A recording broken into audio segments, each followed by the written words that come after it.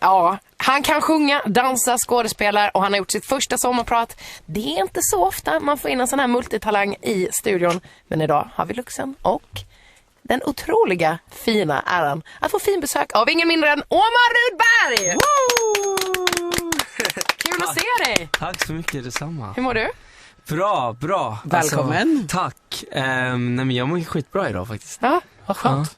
Ja, faktiskt. Är det liksom bara allmän känsla eller har du liksom redan hunnit uppleva stora triumfer? Jag har inte hunnit fatta typ att jag är vaken. Men klockan är 10. Ja. Nej, snart. Halv i alla fall. Nej, men jag mår ändå bra. Jag är ändå pigg. Även fast det har bara gått fort. Bara hit. Ja. Det känns som att det har gått fort senaste tiden. Det är otroligt aktuell. Med otroligt roliga saker. Tack, ja det är väldigt kul. Ja, medverkar Så mycket bättre senare höst. Ja. Kommer du rätt nyligen från inspelningen, gissar jag? Ja, men det var väl drygt månad sedan nu snart, kanske 3 veckor sedan. Ja, det är klart. Det är liksom... Ja. Åh jäklar, okej. Kändes... du får inte säga mycket, men känns det bra? Det känns väldigt bra, det kommer bli väldigt fint tror jag. Jag är lite nervös för det var första gången jag gjorde något sånt. Alltså reality. Ja, för det är precis, typ. för det är inte bara det ska jag låta, det är verkligen också, det ska ju följas med. Och ja, det ska precis. Känslor och hela... Ja, exakt. Människor man inte riktigt känner. Dessutom, ja, och det kommer ju artister hit och vid en vänster. Alltså det, Och då bara, eller fråga till dig som ändå är liksom en artist med show. Alltså jag tänker att det är det man ändå tänker att man, eller förväntar sig att kunna få liksom, såklart inleten också. Men det här, det är ett litet bord. Och så ska man liksom ha show på andra sidan bordet bara. Ja, precis. Ja, var det naturligt för dig? Det var ändå naturligt för mig för att alltså jag gjorde liksom bara det låtarna gör på något sätt. Alltså jag följer ju musiken och låten liksom, eller låtarna. Jag vet inte om jag spoilar för mycket nu. Nej då. Hade du någon person, eller jag vet inte om du får säga det, men någon person vars låt alltså en person vars låt du tolkar som du bara, jag fuckar hårt med den här personen. Absolut. Ja. Och den personen heter Men säg första bokstaven sen vad det rimmar på. Ja, nej, jag ska hålla tyst alltså. Men okej, det där var det reality och det man ska ändå prata om sig själv och sådär. Det har du också gjort då i ditt sommarprat ju. Ja. Vi kan väl prata lite om det helt enkelt. För du kom till Sverige när du var 6 år gammal från Venezuela och i sommarpratet så förklarade du ett slags mellanförskap. Hur är det att ha en fot i 2 olika världar? Alltså när jag var liten och liksom yngre så var det lite jobbigare för att man ville liksom verkligen platsa någonstans och kunna känna att man är en del av någonting typ. Men nu när jag har blivit äldre så har det typ alltså förändrats jättemycket. Nu tycker jag att det är mer av en blessing av att kunna ha liksom 2 eller för min del fler kulturer, precis. Kulturer, språk och liksom sätt att vara och prata och umgås. Alltså jag tycker det är mycket, jag är jättestolt över att ha liksom flera fötter i olika liksom sådär. Men när jag var liten så var det jättejobbigt för att man ville ju verkligen bara inte synas utanför utan man ville bara vara en del av någonting och känna sig trygg där typ. Men idag så känner jag mig trygg för nu har jag skapat mitt egna space typ. Jag har mina vänner, jag hänger med dem och jag hänger med dem jag känner mig trygg med, men jag känner inte att jag riktigt behöver platsa på samma sätt som när jag var yngre.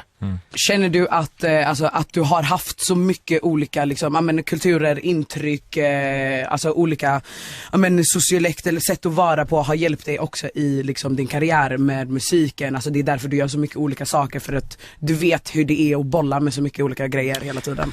Ja, men kanske. Alltså jag tror att absolut att det är någonting som gör att det kommer naturligt i mig typ. Att jag gillar att göra olika saker och liksom så. Inte nöja mig med kanske en grej.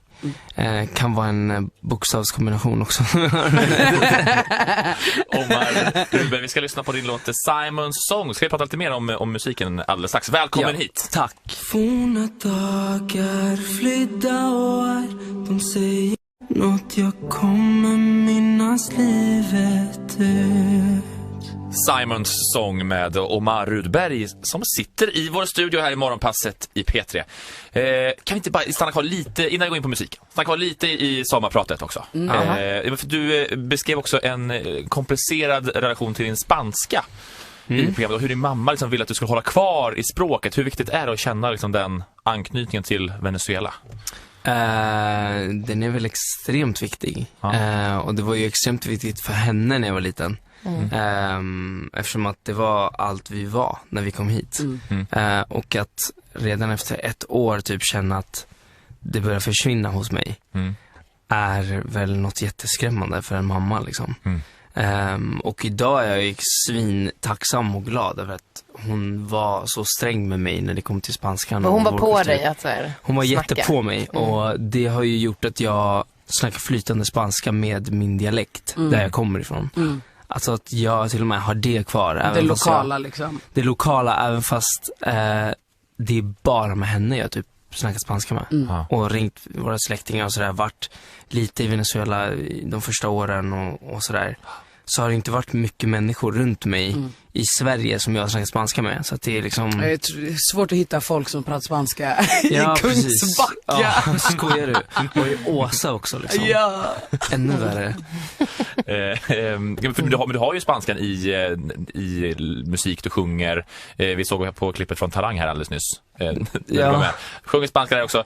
Och i Om och om igen i Melodifestivalen också spanskan och sådär. Men finns det någon dröm av att göra liksom, musik eller film i Latinamerika? 100%. Det är någonting jag har velat göra skitlänge nu. Spansk drama. Ja, inte telenovela. Nej, inte det. Elit. Ja, exakt. Nej, men jag hade typ velat göra så här någon Narcos eller Casa de Papel. Vilken slags roll? Bara en drogkartellledare. Ja, varför inte? Alltså jag är på vad som helst faktiskt. Men jag kan ringa Pedro Pascal. Exakt. Men du är ändå in i Netflix skådespelarpoolen. Alltså så att säga, det måste ju ändå finnas en och behärska språket. Det måste ju vara en extrem tillgång så att säga. Jag har ingen aning liksom. Det är, alla länder har liksom typ sin egna form av Netflix. Netflix Spain, Netflix bla bla bla. Men det hade ju varit en dröm att få göra det.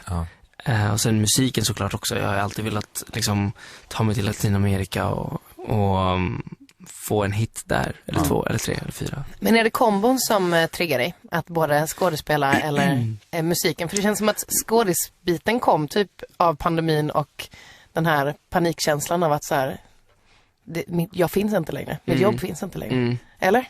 Jo, men det var ju typ lite mitt i den känslan och allt det så, som det kom fram liksom. Men alltså det jag vill mest av allt är ju liksom att bli den största artisten jag kan bli. Och folk ser mig ju inte riktigt som en artist idag eftersom att Young Royals och allt det har blivit så stort att så här, folk ser mig som en skådis.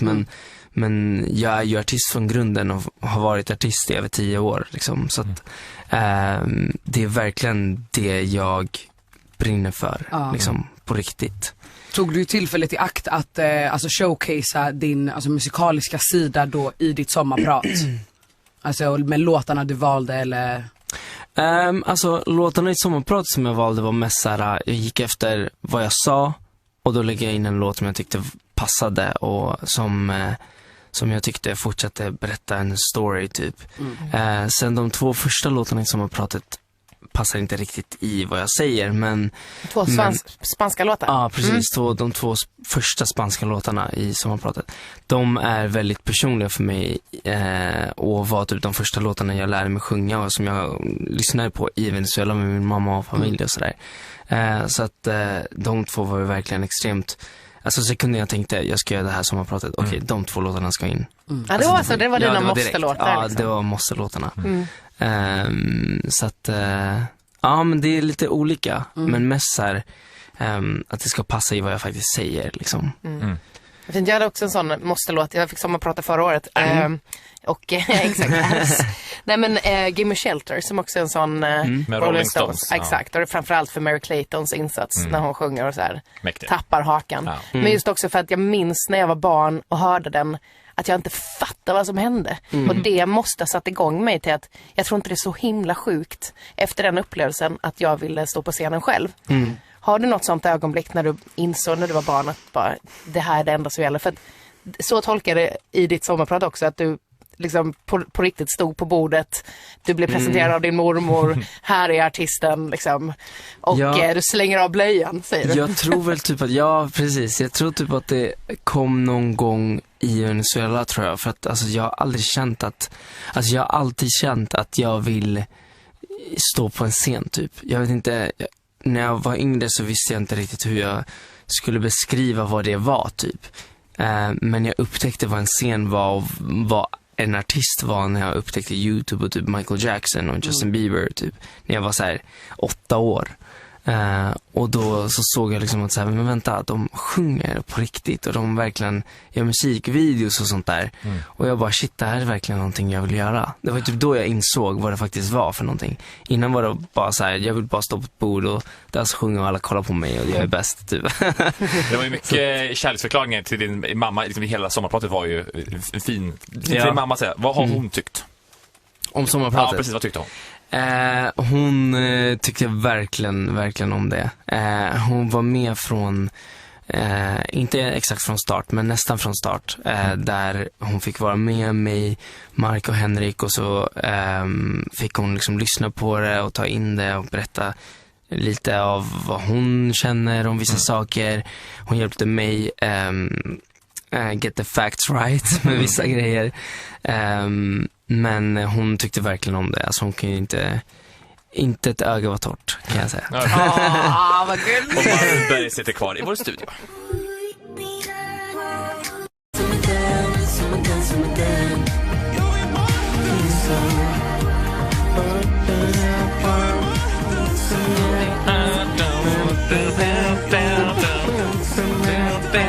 Den som den Molly Sandén Estas escuchando Morgonpasset y Petre con Torbjörn, Asia y Linnea, y en el estudio tenemos la estrella más grande del universo, Omar Rudberg.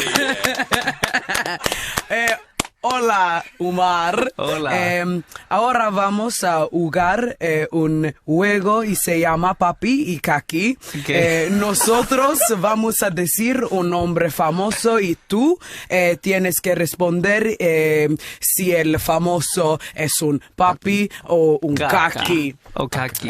O sea, papi es sí y kaki es no. Okay. ¿Comprende? Comprende. Lite snabbare. Alltså jag tycker det är en applåd till. Det var jättebra, alltså. Det var riktigt bra. En lite snabböversättning. Nu ska vi leka Papi och Kaki. Vi ska leka Papi och Kaki. Ja. Hur går det till? Så här går det till. Ja. Du har 2 knappar framför dig där det står en papi. 2.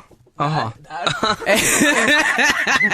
En där det står papi på. Så när vi säger den här då kända alltså daddyn, så ska du trycka på papi. Om du inte tycker personen är en papi, då är han en kaki och då trycker du på och vad är kaki. en kaki? Bara så jag förstår. Kaki, det är alltså bajs. Okej, jag fattar. Bu eller bä. Okej. Precis. Då så är det helt enkelt att säga då ska vi helt enkelt då säga helt enkelt. Asia börjar. Okej. Men vänta, vad gör jag om jag inte vet vem det här är? Du kommer veta vem det är. Du kommer veta. Okej. Ja, så nu kör vi Papi Kaki med Omar Rudberg. Okej, den första är Harrison Ford, Indiana Jones. Papi och Kaki.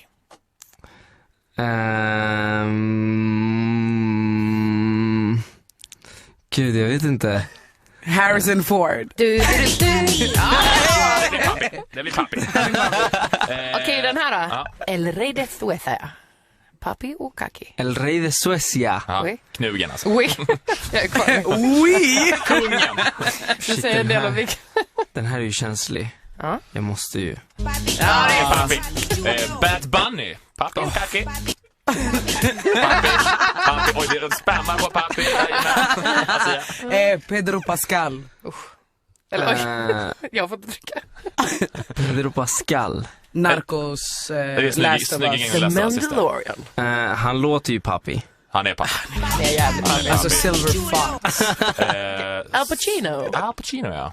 Papi och kaki. Vadå? Al Pacino. Det är han. Say hello to my little friend. Scarface, Tony Montana. Oj.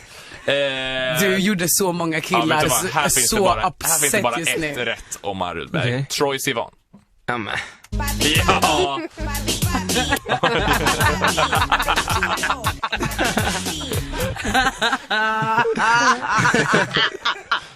Ja, El Papa då? Påven.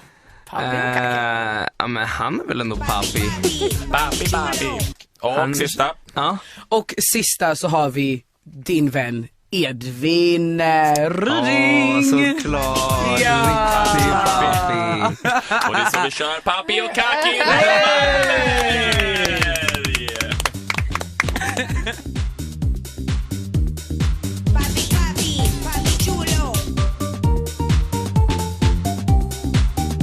Här i morgonpasset i P3 där vi sitter med, vad var det man sa på spanska? Estrella más grande del universo. Omar Rudberg. Vad betyder det? Största stjärnan i universum. Ja, det är sant. Tack. Okej, men då har ni alltså spelat in sista säsongen av Young Royals, dundersuccén på Netflix. Men vi såg det också hänga med, var det Troye Sivan och Troye Sivan och Omar Pollo. Han är singer-songwriter, Omar. Vad gjorde ni för någonting? Vad var det ni där på? Vi var på en fashion show i Paris. För Loewe. Brandet Loewe.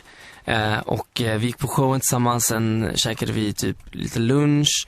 Och sen hängde vi på efterfesten. Och sen så hängde vi i Omar Pollos rum. Betyder det här att du har träffat Beyoncé? För de har ju alla hennes kläder för Renaissance. Nej, jag skojar. Nej, jag har inte träffat Beyoncé. I wish. But did you or did you not enter the studio? We did not. Okay. Det var bara party. Ja. Men har du nu Troye Sivans nummer? Inte hans nummer. Nej, hans men Instagram. Han skulle svara på DM. Ja, men det tror jag. Men vi har bara träffats 2 gånger. Och jag och Omar Pollo har träffats 1 gång. Så att vi har inte riktigt hunnit. Eller nej, vi har faktiskt träffats 3 gånger, jag och Troy. Men vi har inte riktigt hunnit lära känna varandra på det sättet än. Men jag hoppas kanske i framtiden snart. Men vad är det som ligger där fram liksom? Vad är du peppad att göra nu? Det känns som att vissa grejer är liksom klart. Vad menar du? Ja, men som så här, nu, Young Royals, det sista. Nu har du lite tid över. Är det liksom inne i studion, hitta feta samarbeten eller? Det hoppas jag. Det hade varit en dröm. Jag kommer 100% från och med nu fokusera skitmycket på musiken och verkligen få ihop ett fett album med massa låtar och liksom inom en snar framtid börja släppa på riktigt och bara kötta musiken liksom. Och du har ju då stor publik på andra sidan pölen. Tänker man på det när det är musik också? Att du vill att den ska nå dit också? Att den ska tilltala dem, dina fans där också? Ja, men alltså det är just därför jag också inte riktigt känner att jag vill göra svensk pop eller svenska lyrics. Så kanske inte Mello 2024 helt enkelt? Absolut inte. Jag säger det redan nu så att det kommer sen. Tobbe Ek, du kan sluta göra. Nej, jag har faktiskt andra planer nu faktiskt.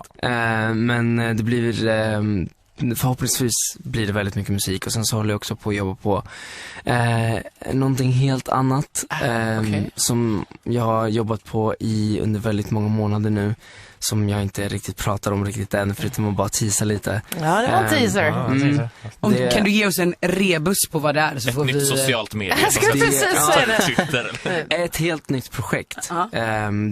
Det har inte någonting riktigt med, eller allt kopplas ihop till ett till slut, för att jag är ju ändå artist från grunden. Men det här blir ett annat projekt som inte riktigt är musik eller skådespeleri. Jag vet vad det är. Men vi kan lämna det där. Onlyfans! Omar Rudberg, stort tack för att du kom hit, så får du komma tillbaka sen och berätta hur det gick på Onlyfans helt enkelt. Ja, det ska jag. Ha världens bästa sommar och njut av hur bra det går för dig. Ja, heja. Nu händer det, grejer. Ja.